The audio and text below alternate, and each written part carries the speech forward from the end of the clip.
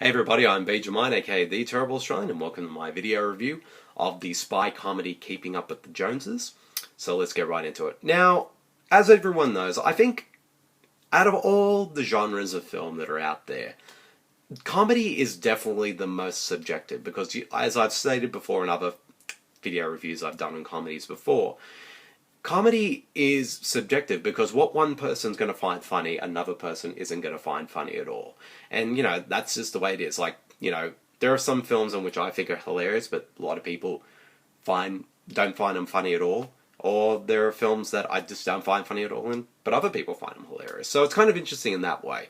So with Keeping Up with the Joneses, one of the things I was interested about this film was, of course, it's sort of an action spy comedy, and those are kind of type of comedies that I do enjoy, particularly if the sort of comedy is set in the action genre. And of course, it had a pretty solid cast. You got Zach Galifianakis, John Hamm, Isla Fisher, Gadot.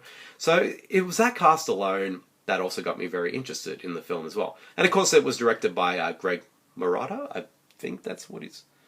Oh, sorry, Greg Mottola, who of course made Superbad and Adventureland.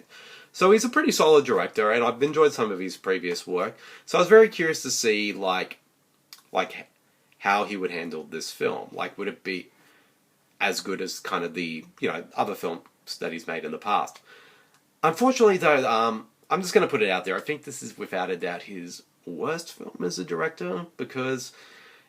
to me, what the main problem with this film is I just didn't find it all that funny. Like, the premise is there, and the cast, give it all they've got with their performances, but this is really let down by a rather weak, cliched, and very predictable screenplay that doesn't really add anything, and it kind of, in a way, kind of wastes the cast. Because you kind of watch the four main leads, and you can tell that they're going full out with their roles in the film, particularly sort of Galifianakis and Isla Fisher, who kind of just dive into this film because they've kind of played the funny characters of the film, while John Hamm and Gadot kind of play the straight roles, and all four actually have pretty good chemistry with each other as a group.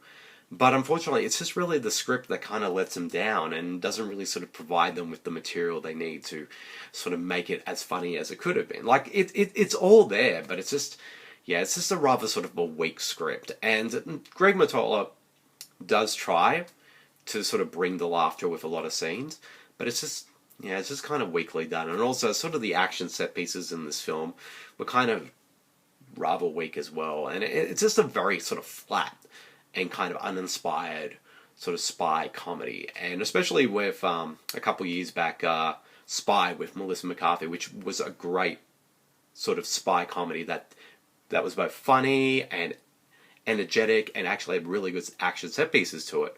This one, though, unfortunately, it's just the polar opposite. And I feel like it really kind of just is down in the script. Like I said, the potential's there because it is a pretty solid premise, but in the end, it just doesn't really deliver as it could have, and it's a pretty big disappointment. So, if I had to give, but I did like the cast. I thought they did well with what they were given, but unfortunately, just not enough to sort of elevate the film.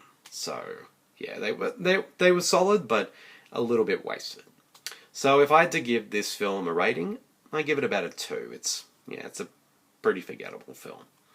So, yep, that's the end of my video review of Keeping Up with the Joneses. I hope you guys all enjoyed it, and I'll see you all later. See you, everyone. Bye.